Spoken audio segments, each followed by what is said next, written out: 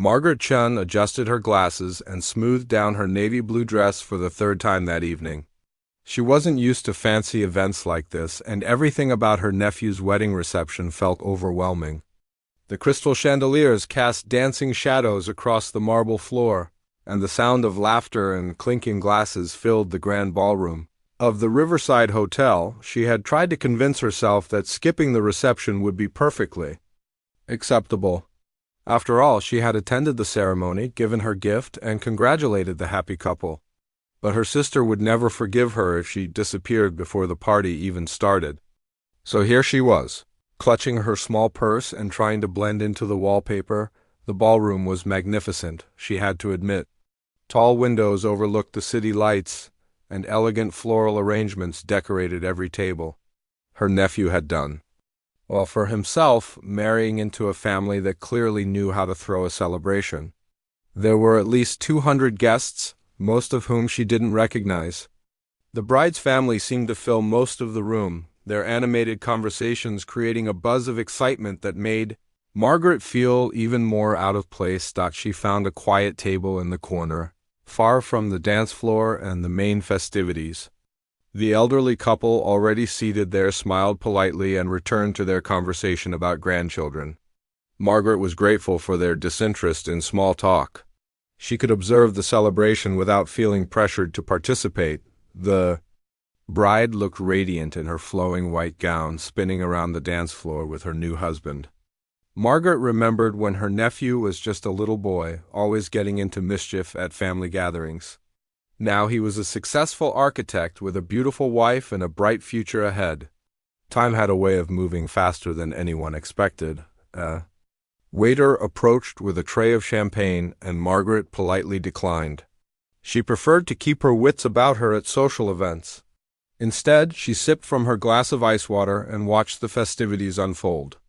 The band was quite good, playing a mix of classic love songs and modern hits that kept the dance floor crowded. As the evening progressed, Margaret noticed she wasn't the only one sitting alone. There were several other guests who seemed content to watch rather than participate. A young man in his 20s sat by himself, scrolling through his phone. An older woman at the next table was people watching just like Margaret, occasionally nodding along to the music. The formal dinner service began, and Margaret was relieved to have something to focus on besides the social interactions happening around her. The food was excellent, much better than she had expected. The salmon was perfectly cooked, and the roasted vegetables were seasoned just right. She found herself actually enjoying the meal, even if the conversation at her table remained limited. During the toasts, Margaret felt a familiar warmth watching her nephew's face light up as friends and family shared stories about the couple. She had always been proud of him, even from a distance. Her family often joked that she was the mysterious aunt who sent thoughtful birthday cards but rarely showed up to celebrations. It wasn't that she didn't care.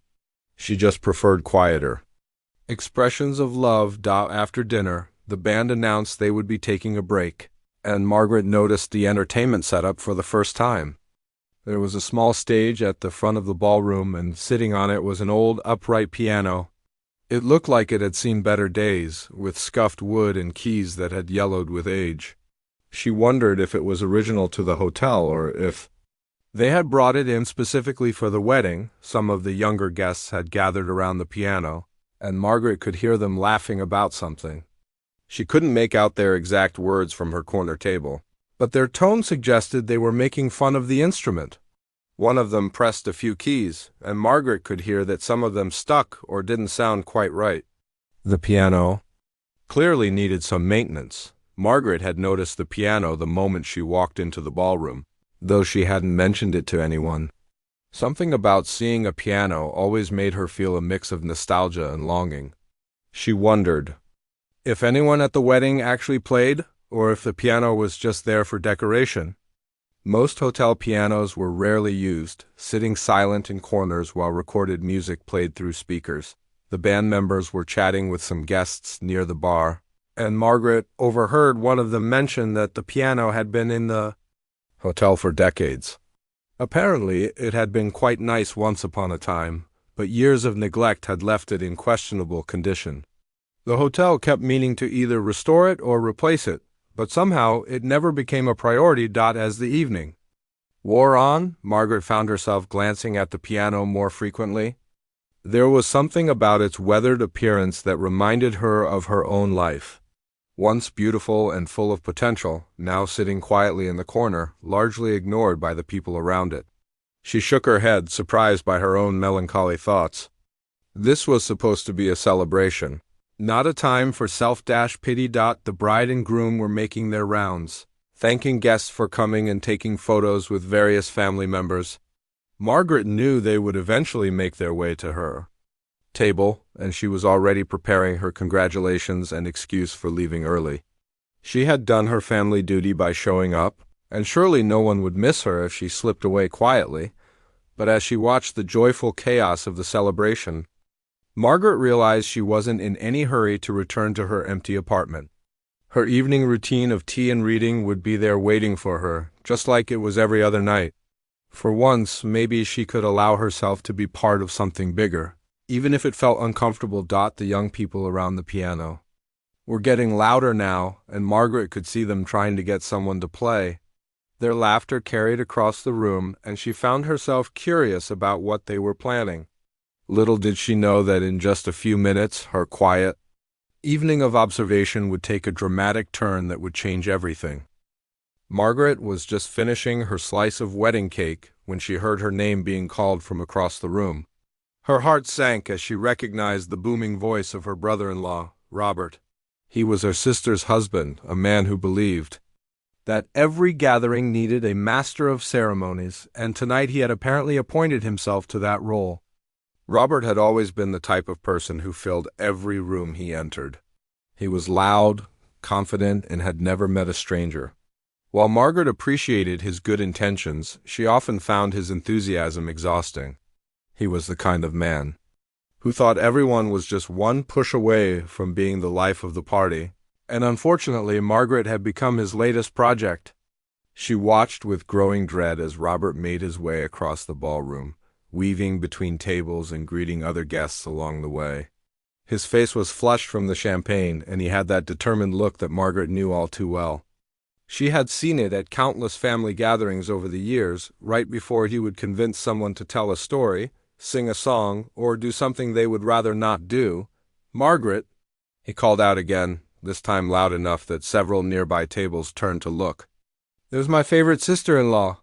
Come over here, we need to talk." Margaret felt her cheeks burn with embarrassment. She had been perfectly content in her corner, invisible to most of the other guests. Now Robert was drawing attention to her, and she could feel curious eyes turning in her direction. She considered pretending she hadn't heard him, but that would only make things worse. "Hi, Robert," she said quietly as he approached her table. "The wedding was beautiful. You and Linda must be so proud." "Proud? We're over the moon," Robert practically shouted. "But you know what? This party needs more life.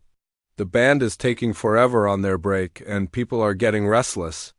We need some entertainment." Margaret's stomach dropped. She had a terrible feeling about where this conversation was heading. Robert's eyes had that mischievous glint that usually meant trouble for someone, and tonight it seemed like that someone was going to be her. "I'm sure the band will be back soon," Margaret said, hoping to redirect his attention. "Maybe you could ask the DJ to play something in the meantime?" But Robert wasn't listening. He had already spotted the old piano on the stage, and Margaret could practically see the wheels turning in his head. "You know what this party needs? Some real music. Not that recorded stuff, but someone actually playing that piano over there." "I'm sure someone will play it later," Margaret said weakly. "Actually," Robert said, his voice getting louder and more excited, "I remember Linda mentioning that you used to play piano." "Isn't that right?" Margaret felt trapped. "Technically, Robert wasn't wrong, but there was so much more to the story than he knew." "That was a long time ago," she said, hoping to end the conversation quickly. But Robert was like a dog with a bone. "Come on, don't be so modest. Linda said you were really good." "This is perfect. You can play that old piano and give everyone some real entertainment." "Robert, I really don't think that's a good idea," Margaret said, her voice getting smaller with each word. I haven't played in front of people in years." By now, Robert's loud voice had attracted the attention of other guests. Some of the younger family members had started gathering around, curious about what was happening. Margaret could see them whispering and pointing in her direction. Her nephew's new wife looked over with a polite smile, probably wondering who this mysterious aunt was that nobody had mentioned before. "Nonsense," Robert declared. "It's like riding a bike. You never really forget how to play piano. Besides, look at that old thing," he said, gesturing toward the piano. "It's been sitting there all night looking sad and lonely. It needs someone to wake it up." Margaret glanced at the piano and immediately noticed what Robert had missed. Even from her table, she could see that several keys were sticking, and she suspected there were other problems as well. The hotel staff had mentioned earlier that the piano hadn't been tuned in months, maybe years. It was more of a decoration than a functional instrument. "Robert, I think that piano might be broken," she said, grasping for any excuse to avoid the situation. "Broken?" Robert laughed. "Even better. If it's broken, then nobody will expect a perfect performance. It'll be fun. Come on, Margaret, live." A little. Some of the other guests had started to gather around, drawn by Robert's enthusiasm. Margaret could hear them murmuring among themselves, and she caught fragments of their conversation. "She plays piano?" someone asked. "I didn't know that," another voice replied. "This should be interesting," said someone else, and Margaret couldn't tell if they meant it kindly or not. Robert seemed to feed off the growing audience. "Ladies and gentlemen," he announced, as if he were introducing a concert performer, "my sister-in-law Margaret is going to grace us with some music on this fine hotel piano." A small cheer went up from the crowd, but Margaret could sense the underlying skepticism. She could see it in their faces, the polite smiles that didn't quite reach their eyes. They were expecting either a disaster or a mediocre performance from a middle-aged librarian who probably took a few lessons as a child. "Really, Robert, I don't think this is a good idea," Margaret tried one more time, but her voice was drowned out by the encouraging shouts from the crowd. "Don't be shy," someone called out. "We'd love to hear you play." "Yeah, come on," added another voice. "Show us what you've got." Margaret looked around at the faces surrounding her and realized there was no graceful way out of this situation. Robert had painted her into a corner, and refusing now would only make things more awkward. She could see her sister Linda approaching with a worried expression, probably recognizing the panic in Margaret's eyes. "You don't have to do this," Linda whispered when she reached Margaret's side. Robert gets carried away sometimes, but it was too late. The crowd had grown, and people were already clearing a path toward the piano. Robert was practically bouncing with excitement, completely oblivious to Margaret's discomfort. In his mind, he was doing her a favor, giving her a chance to shine. He had no idea that he was about to put her in the most uncomfortable position she had been in for years. Margaret took a deep breath and stood up slowly. Her legs felt shaky and her hands were trembling slightly. She looked at the old piano. Waiting for her on the stage, its worn keys and weathered wood telling the story of countless performances over the years. Little did anyone in that room know that they were about to witness something extraordinary, something that would change their entire perception of the quiet woman who had been sitting unnoticed in the corner all evening. Margaret walked slowly toward the piano, her heart pounding so loudly she was sure everyone could hear it. Each step felt like walking through thick mud, and she was acutely aware of all the eyes following her movement.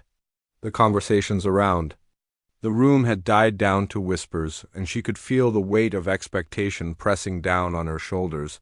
When she reached the small stage, she paused at the bottom of the 3 steps leading up to the piano.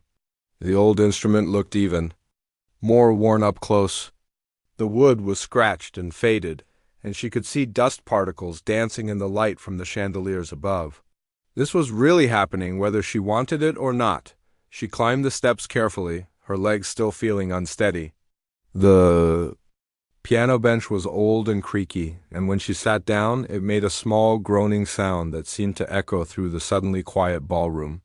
Margaret adjusted her position and looked out at the crowd that had gathered. More people had joined the group, drawn by the promise of entertainment. and she estimated there were at least 50 people watching her now. Robert was standing in the front, beaming with pride as if he had discovered a hidden treasure, her sister. Linda looked worried, probably wishing she could rescue Margaret from this situation. The bride and groom had also come over to watch, their faces showing polite curiosity mixed with concern for their guest who had been put on the spot. Margaret turned her attention to the piano keys, trying to block out the sea of faces watching her. She placed her hands gently on the keyboard, feeling the familiar shape of the keys under her fingertips. It had been so long since she had played for anyone other than herself, but the muscle memory was still there, waiting patiently after all. These years, she pressed middle C, and the sound that came out was dull and slightly off-pitch. A few people in the crowd chuckled, and she heard someone whisper, "This is going to be interesting." Margaret felt her face flush with embarrassment, but she continued testing the keys, working her way up and down the keyboard to see what she was dealing with. The problems were worse than she had expected. Several keys in the middle register stuck halfway down when pressed, creating a muffled, incomplete sound.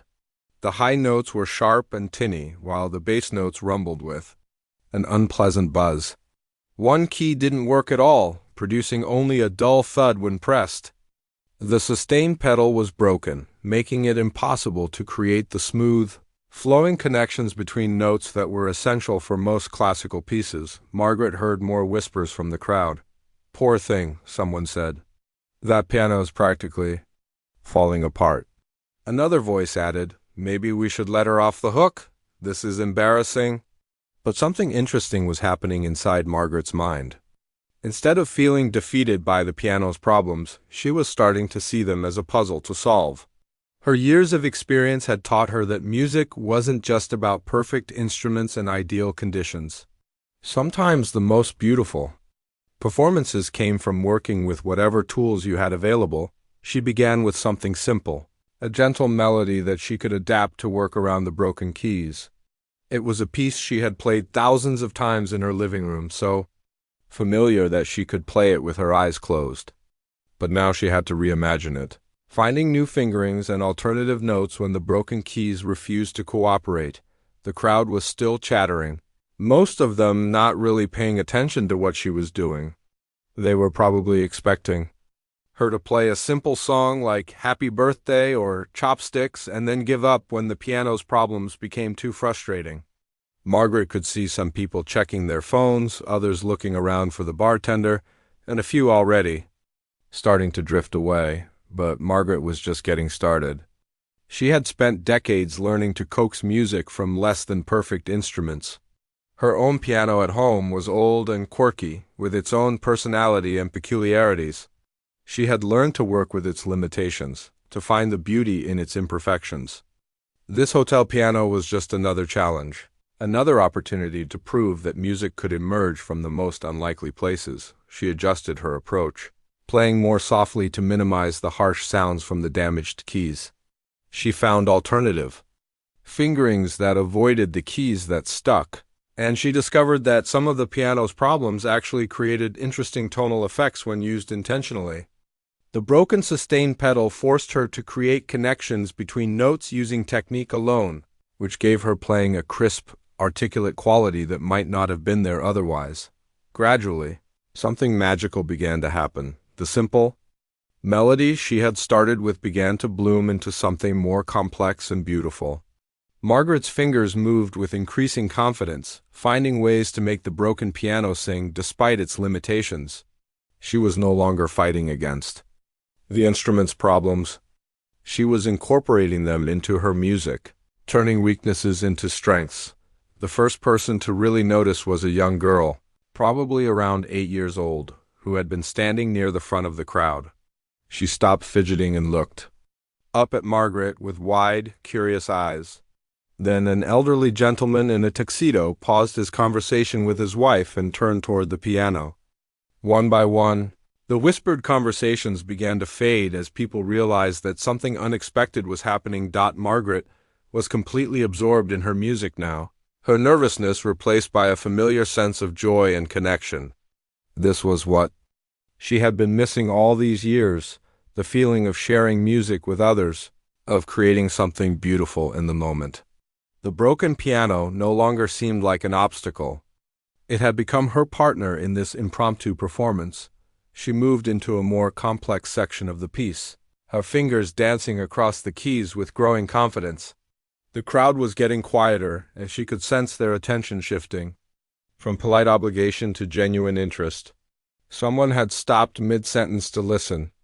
Another person had put away their phone. Margaret smiled slightly as she played, remembering why she had fallen in love with music in the first place. It wasn't about perfect conditions or flawless instruments. It was about finding beauty in unexpected places, about creating moments of connection between people who might otherwise never share anything at all. The broken piano was teaching her something she had forgotten during all those years of playing alone in her apartment. As she approached the end of the simple piece, Margaret made a decision that would change everything. Instead of stopping there and accepting the polite applause she knew would follow, she was going to keep playing. She was going to show this room full of strangers what music could really do, even on a broken piano in a hotel ballroom. The quiet librarian was about to disappear, replaced by someone nobody in that room had ever met before. Instead of stopping after the simple melody, Margaret's fingers found their way to the opening notes of Chopin's Nocturne in A-flat major. It was a piece that had always spoken to her soul, with its flowing melody and gentle complexity. But playing it on this broken piano would be like trying to paint a masterpiece with damaged brushes.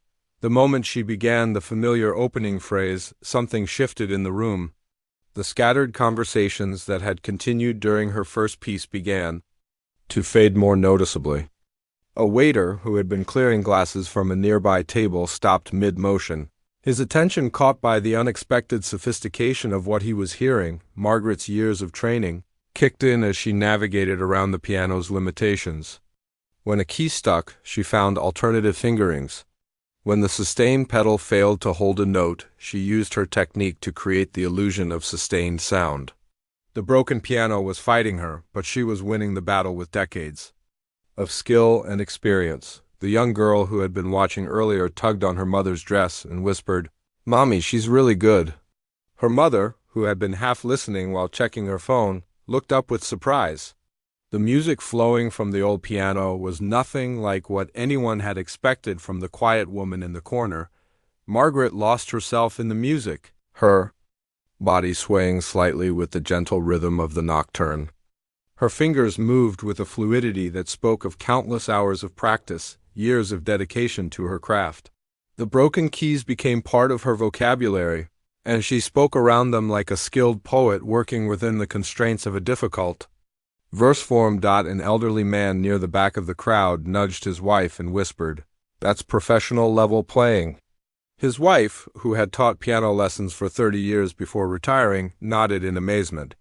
"More than professional," she whispered back. "That's artistry."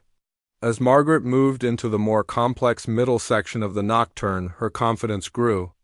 She was no longer the nervous librarian who had been reluctantly pushed toward the piano. She was a musician, fully in her element, speaking the language she had learned to love more than any other. The broken piano was no longer an obstacle. It had become her instrument of choice, its imperfections adding character to her performance. The crowd was growing.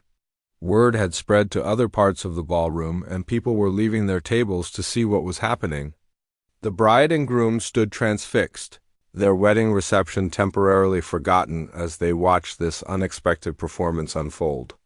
Even some of the hotel staff had gathered in the doorway, drawn by the beautiful music echoing through the grand room. Margaret's technique was flawless, her musical interpretation deeply personal. She played with the kind of emotional honesty that only comes from years of private practice, when music becomes a form of meditation and self-expression. Every note was carefully chosen, every phrase shaped with the precision of someone who understood not just how to play the piano, but how to make it sing. Robert, who had started this whole situation, stood with his mouth slightly open.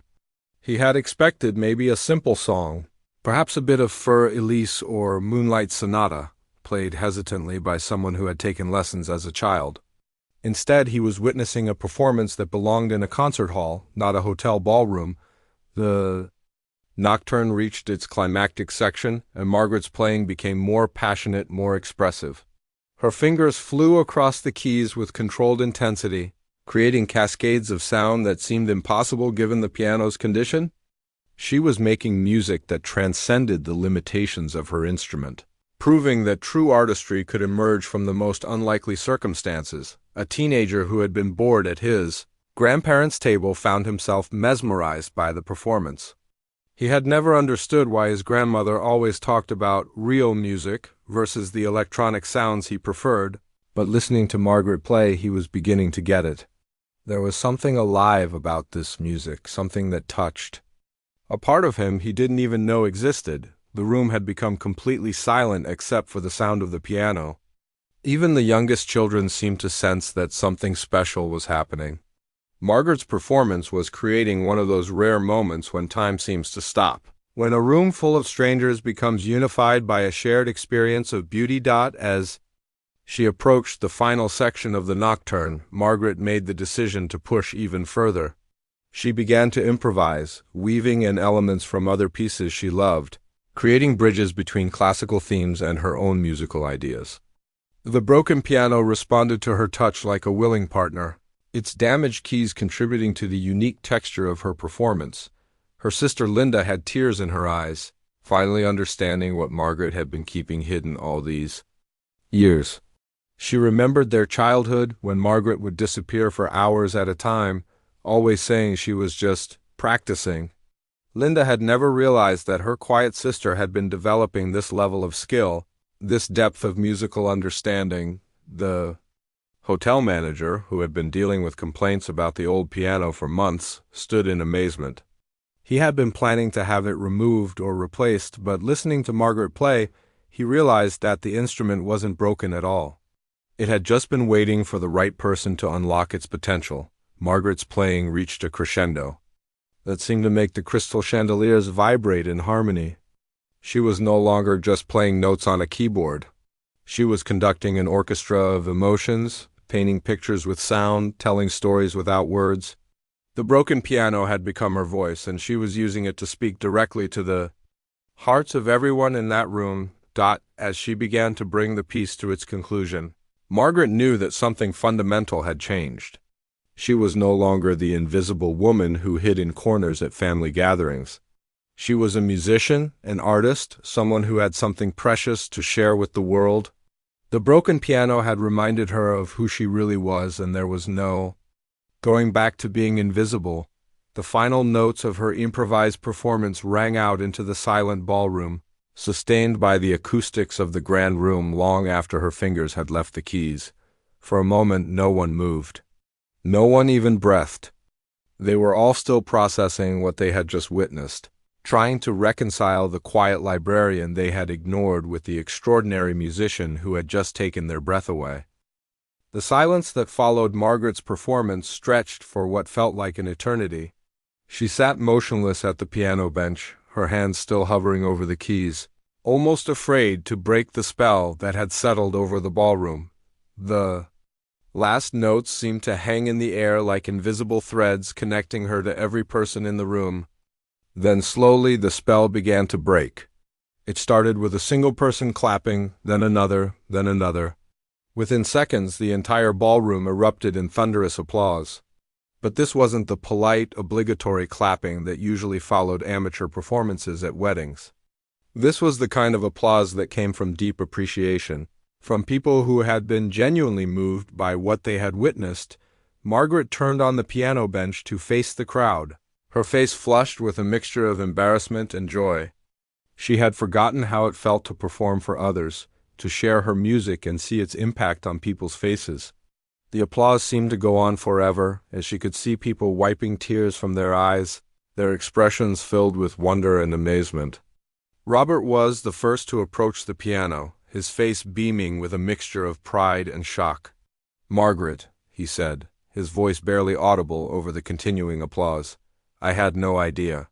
I knew you played, but this was incredible."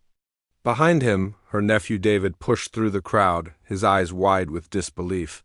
"Aunt Margaret," he said, reaching for her hands as she stood up from the piano bench, "where did you learn to play like that? I've never heard anything so beautiful." Margaret looked at her nephew, this young man she had watched grow up from a distance, and realized that for the first time in years she felt truly seen. "It's a long story," she said softly, her voice still shaky from the performance. "We have time," David said, pulling her into a warm hug. "We have all the time in the world." More people began to approach, each wanting to share their reaction to what they had just experienced. The elderly woman who had taught piano lessons for 30 years made her way through the crowd, her eyes bright with excitement. "My dear," she said to Margaret, "that was absolutely magnificent. I've been teaching for decades, and I've rarely heard such beautiful playing. You have a gift." A young man who worked as a music teacher at the local high school introduced himself, asking if Margaret had ever considered performing professionally. "I organize concerts for the community center," he said eagerly. "We would love to have you play for us sometime." Margaret felt overwhelmed by the attention, but also strangely energized. She had spent so many years hiding her talent, convincing herself that it wasn't important, that it was just a hobby she enjoyed in private. Now, seeing the impact her music had on others, she began to remember why she had fallen in love with the piano in the first place. Her sister Linda finally made her way through the crowd, tears streaming down her face. "Why didn't you ever tell me?" she asked, her voice filled with emotion. "All these years I had no idea you could play like that." Margaret took her sister's hands, searching for the right words. "I guess I forgot," she said simply. "I forgot that music was meant to be shared." The bride approached with her new husband, both of them looking amazed. "Mrs. Chun," the bride said, "that was the most beautiful wedding gift anyone could have given us. Thank you for sharing your talent with us." Margaret looked around the room and realized that something fundamental had changed, not just in how others saw her, but in how she saw herself. For years, she had defined herself by her quiet nature, her preference for solitude, her role as the family member who stayed in the background. But tonight, she had remembered that she was also a musician, an artist, someone with something valuable to offer the world. The hotel manager appeared at her side, looking slightly embarrassed. "Ma'am," he said, "I owe you an apology. We'd been talking about getting rid of that old piano for months, thinking it was beyond repair. But after hearing you play tonight, I realize it's not the piano that was broken. It was just waiting for the right person to bring it back to life." Margaret smiled, thinking about all the times she had played her piano at home, wondering if anyone would ever hear her music again. "Sometimes the most beautiful music comes from instruments that aren't perfect," she said. "They have character, personality, they tell stories." As the evening continued, Margaret found herself surrounded by people who wanted to know more about her musical background. She told them about her years of study, her performances with the regional orchestra, her decision to step away from the public eye to focus on a quieter life. But she also talked about the joy she had rediscovered tonight, the reminder that music was meant to be shared. The young girl who had been one of the first to really listen approached with her mother. "Will you teach me to play like that?" she asked with the earnest hope that only children can muster. Margaret knelt down to the girl's level, seeing in her eyes the same spark of musical curiosity that had driven her own love of the piano. "Would you like to learn?" she asked gently. The girl nodded enthusiastically, and Margaret felt something shift inside her chest. Maybe it was time to stop hiding her gift. Maybe it was time to share what she had learned, to pass on the joy that music had brought to her life. As the reception began to wind down, Margaret found herself back at the piano, but this time she wasn't alone. Several people had gathered around, and she was teaching them about the different techniques she had used to work around the piano's limitations. She showed them how to find alternative fingerings, how to create sustained sound without a working pedal, how to turn obstacles into opportunities. The broken piano had become the center of attention, no longer an embarrassment but a symbol of possibility. Margaret realized that her performance had done more than just surprise the wedding guests. It had reminded everyone in that room that beauty could emerge from the most unexpected places, that talent could be hidden in the quietest corners. and that sometimes all it took was one moment of courage to change everything. As she finally prepared to leave the reception, Margaret knew that her life would never be the same. She was no longer content to be the invisible woman who played piano alone in her apartment. She was a musician, and she had music to share with the world. The broken piano had taught her that imperfection wasn't something to hide from, but something to embrace, to work with, to transform into something beautiful. Walking out into the night air, Margaret could still hear the echo of applause in her ears, but more importantly, she could hear the music that was waiting to be played, the performances that were yet to come, the students who were waiting to learn. Her quiet life was about to get a lot more interesting.